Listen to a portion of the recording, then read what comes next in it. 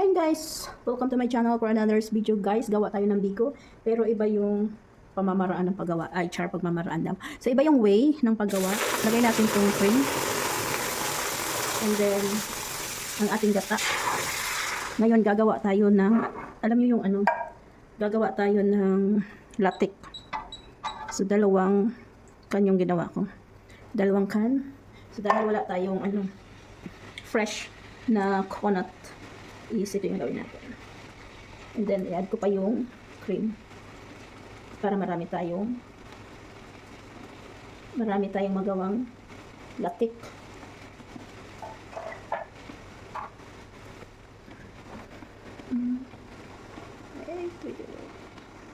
So yun guys, saluin lang natin ang ating gata. Tapos meron ako dong rice. So para tayo nagsaing ng bigas, yung ating glutinous rice. So marami naman nakakaalam sa atin kung paano magsaing, no. Hindi ko na siya ginano kung paano gawin, para lang din naman siyang sinaing. Ngayon is pabukalin natin ang ating gata para sa ating mantika. Ipagatain natin, patutungin. Ano ba yun? Palatikin, ilatik. Maglalatik tayo. Ayun guys, yan. Ganyan na lang yung ating So na siya, no? Kumunti na siya. Dito na lang natin siya yan. Malapit na yan siya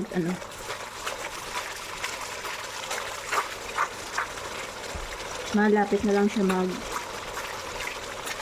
latik. Diba nakita nyo guys, nasa gitna lang yung apoy niya.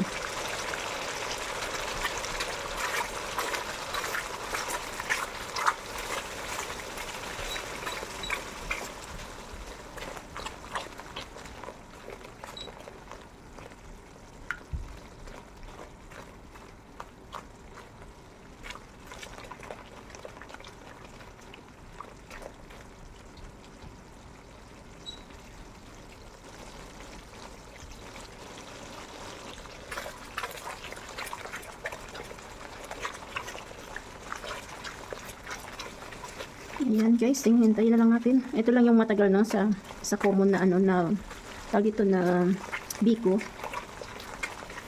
Ganyan lang siya, pero ang tagal niyang lutuin talaga nito.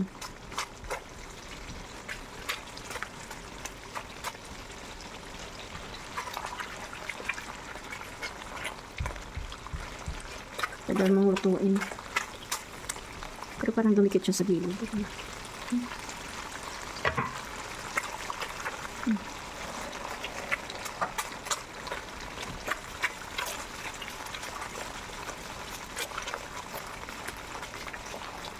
Labas na ang mantika niya.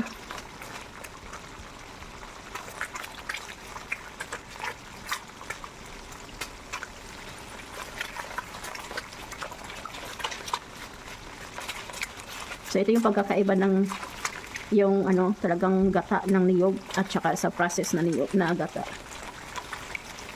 na nasa lata na.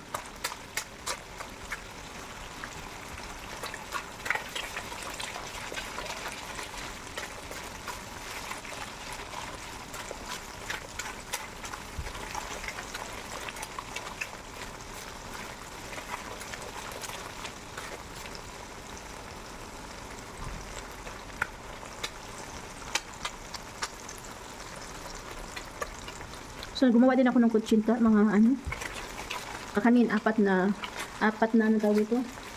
Apat na kakanin. Ito biko, mayroon akong kutsinta. Gumawa din ako ng sapin-sapin at saka maha.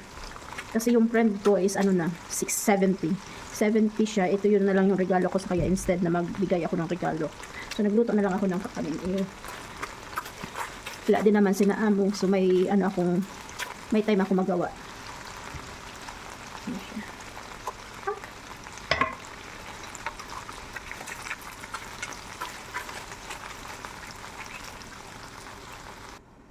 Yun guys, ready na ang ating latik.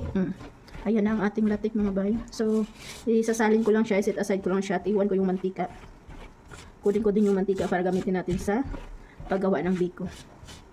So ayan na siya guys. So ang dami niya, no, daming sakto is mayroon akong sapin-sapin. So ayan, oopsie. So ayan guys, magluto na tayo ng lagay tayo ng asukal sa gata, no? Yan yung nilatik na rin kanina. So, lagay tayo ng asukal. So, maybe ubusin natin siguro ito. Ang lakas ng apoy. Madaling masunog ang ating asukal.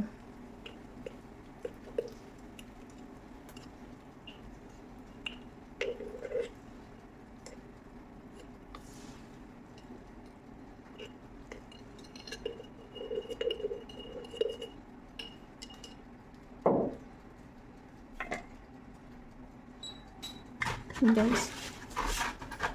Tuin natin ang ating asukal hanggang sa matunaw sa ating gata, sa ating mantika kanina.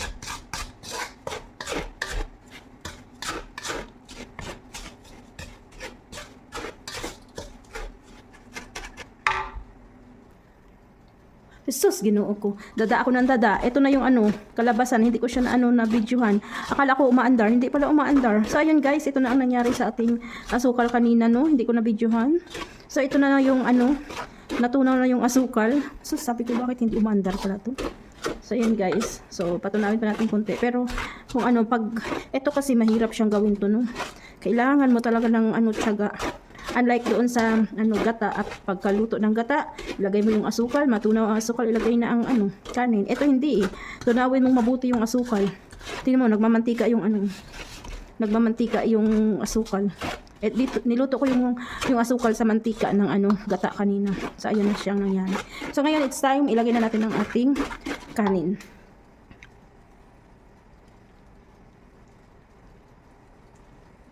Ito ang ating glutinous rice. Nahirapan ako magtanggit ng malambot yung spatula. Masunog. Wait lang.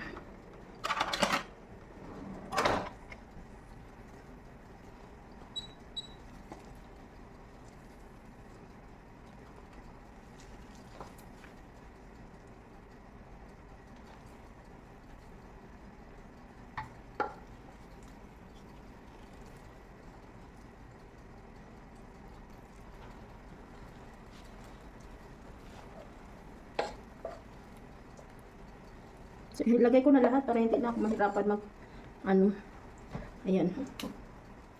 Ngayon, halu-haluin natin na mabuti para mag-mix ang asukal at ang ating rice. Diba? Mahirap to siyang gawin kaysa dun sa isa.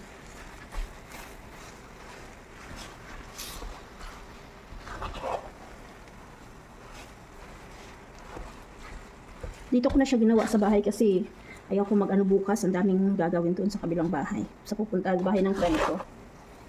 Kaya sabi ko gawin ko na lang ngayon.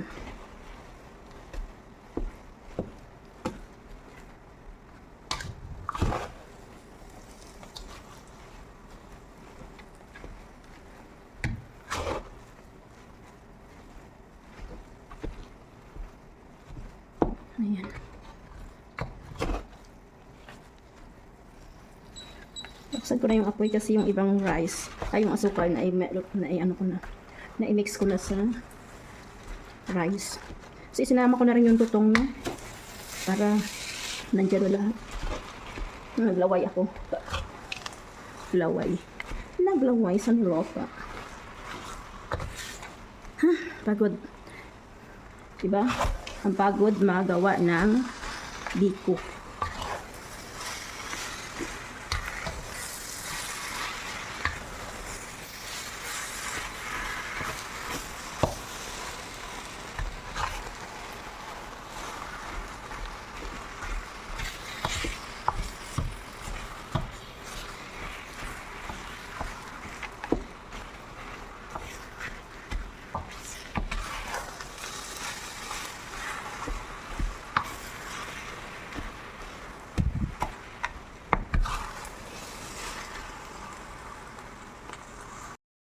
Ayan guys, umuusok-usok.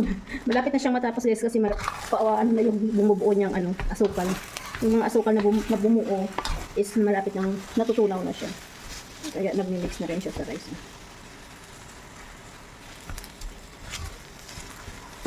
So, malapit na siyang matapos. So, diba? Ang hirap nito.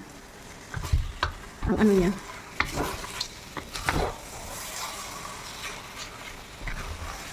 Marami pang asukal na bumubuo. Ilalagay ko siya sa ilalim para maano siya, matunaw. Madali siyang matunaw.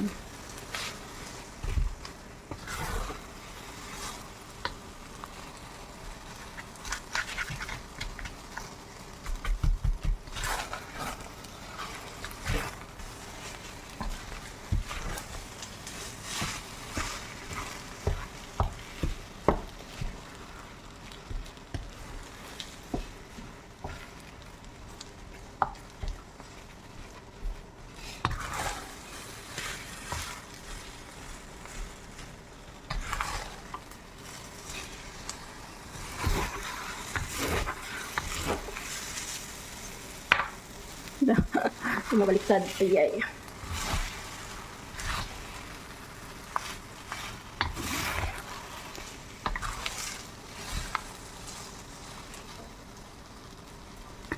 Natutunaw na ang ating asukal.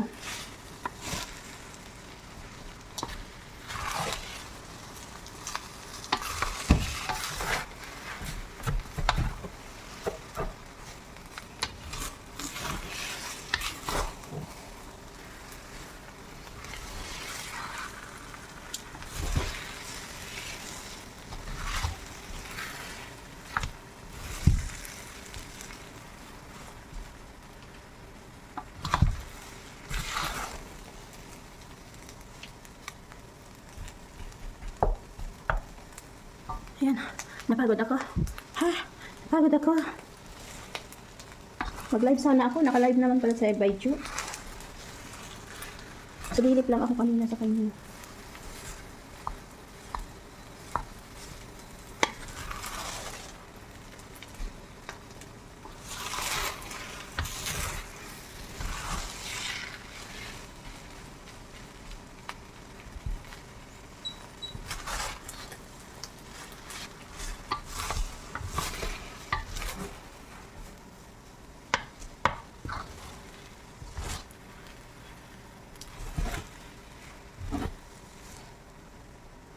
Nakubiran siya ng asukal.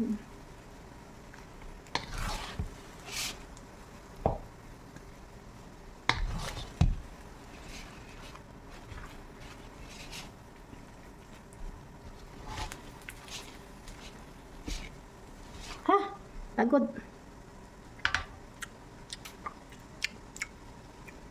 And guys, thank you for watching. Ito na luto ng ating biko. Yummy! So yun guys, ito ready na ang ating biko sa mantika ng gata. So hindi siya madaling mapanis kasi naluto siya sa mantika, no mga bay. Pagka yung iluto mo kasi sa gata, madali siyang mapanis. Kaya ito, nagtry akong gumawa ng biko na gawa sa mantika ng gata. Mantika ng gata sa langis ng gata. So, ayun, langis ng gata. Naubos namin yan, guys, yung yung biko na yan. Tapos, inuwi din namin. Pero, nag-iwan din talaga ako para sa akin at sa kapitbahay ko. Hindi ko siya dinala lahat. Kasi parang gumawala ako ng isang bilao. Pero, hindi mahirap kasi hindi ako makakita ng bilao na maganda, kaya yung serving plate na lang yung ginamit ko. So yun guys, thank you for watching. This is Say Marts. Babush!